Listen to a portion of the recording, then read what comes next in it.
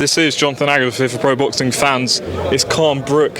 2 days to go now, and it feels like it's really close. Dom, we've just had the press conference. How are you feeling? 2 days to go. Good. Yeah, it's finally here, and that's what we've trained for. We've made it to the starting line, and it's just the tapering down now. Press conference, weigh-in fight, and then we're done. So yeah, glad to be here. Obviously, a major talking point from the press conference was you and Brian McIntrye, Khan's coach, going back and forth. Was that expected from your end? Yeah, but he started off nice and quiet until I rattled his cage, and I've said time and time again that they're very good at shouting. These Americans, they're all talk. I mean, look, when I watch a coach telling somebody how to hit a bag with a rubber band around them, I just have to question it. You don't need any coaching to hit a bag. So I do believe Brian's here for the paycheck. It's why not? It's in between his fights. He's got Crawford. Nothing's happening with Crawford. He's got no fights planned. So why not take on Khan? It just kind of fills a bit of space in. Did this kind of start from when we saw on the behind the ropes thing where he said he knows all about Brook, and you sort of disagreed with that? Well, did he mention, he's had the press conference here, and did he actually mention anything about knowing about Brook? He didn't mention anything, did he? He just, he talked about him fighting Crawford, and that was it. He doesn't know Kell Brook, does he? He's not that smart. He was quite subdued, if I'm being honest, because I think even he knows that it's not going to go the way he expects. And look, he'll be back on a plane on Sunday morning back to America, and this will all be forgot. It doesn't matter. He's still back, back into camp with Crawford, and he's got something else to be going on with. At the end of the day, you can't learn about a fighter in the period of time he's had with Amir Khan. You can't. It takes years and years to know a fighter. That's why you tend to find, look at Cole Frotch, stuck with Robert McCracken all those years. You look at the good fighters over the years, they stick with the coaches who know them. Ricky Hatton, Billy Graham, a great fighter. That combination worked well. When Ricky went to train with Mayweather's dad, it didn't work out. He was a great trainer who trained a great fighter, but it didn't work for Ricky Hatton. And it's, I think Khan's looking for a bit of a psychological edge, somebody to hold his hand, in the sense that he's trained with a team who plotted to beat Kell Brook, but they also plotted to beat Amir Khan.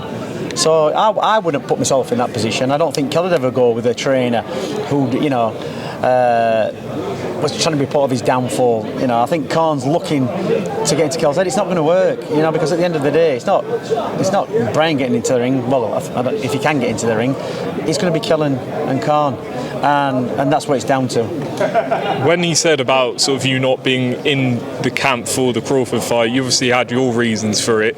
Did that surprise you? And no, not really, because same again. I'm not going to get into. I know Kell Brook. I've trained him a long time. I said to Kell Brook, "You're not ready for this fight. Where you're starting from, you are not ready for that fight. That's a fight you can win, but the conditions of it, and the time frame you've got, where you are physically now, I can't train you in that time frame to be in the best position of, the best physical condition you can be to win that fight, and therefore I'm not going in that fight, not for the paycheck.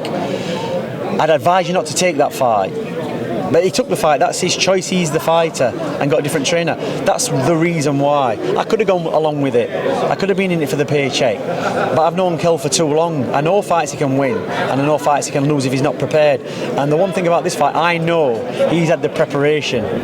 I know he has. I've seen him in camp. Forget about Khan going over to America for 7 weeks and training up a mountain. Kell's been training since the summer.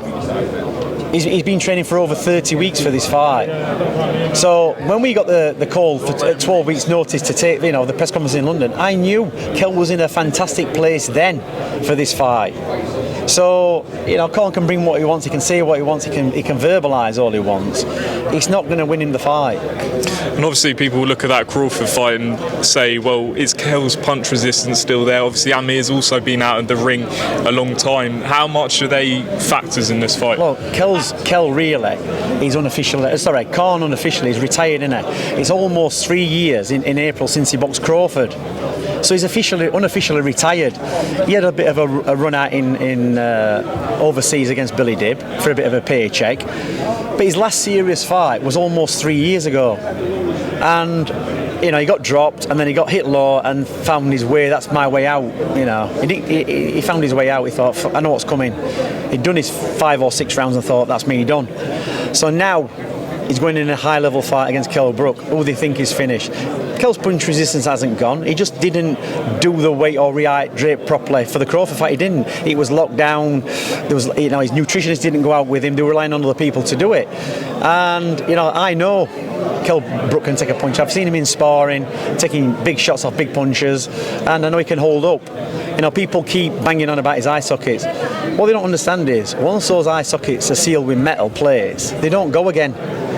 You know what I mean? So a lot of people are basing the result on this fight from Khan's speed, which is probably no longer got, and Kell's weak eye sockets, which is not an issue because they're welded. So what's it going to be down to then? It's going to be down to who's got the most in the tank. And I believe that's Kell. And as you mentioned, the weight, obviously it's Thursday, the weigh-in's tomorrow. We know it's 149 and there are penalties. What can you tell? Is everything going to plan at the moment? The weight's fine. We had a check weight on Wednesday, and it's all good. So there's not going to be from our point of view, if Kell wants to come in a couple of pounds overweight and chuck some money away, so be it. But if he can make that weight comfortably, realistically, Khan should have made it at 147. £2 is a massive difference. 149, Kell will breeze it. He'll wake up on the day of the weigh-in at 149 easily. So it's not an issue. And Dom, final one. What's your final prediction heading into Saturday night? Well, I'm going to say my man's going to win. How he's going to win, I don't know. You know what I mean? You don't know, because I'll know in the first 2 rounds. I'll know when I get into that fight how it's working out. But if we're gonna go on,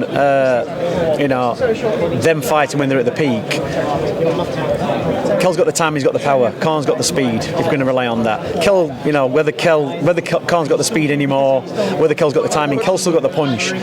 It's not a game plan to just try and knock somebody out. You've got to box your way in, which Kell can do. But if this fight's going to be down to a stoppage, it's going to be Kell who's doing the stoppage. Do you understand? That's what the fight's going to be. It's not going to be on points for Kell. It's not going to be on points for Khan. But we'll see. Dom, brilliant stuff. Thanks for talking to Pro Boxing Fans.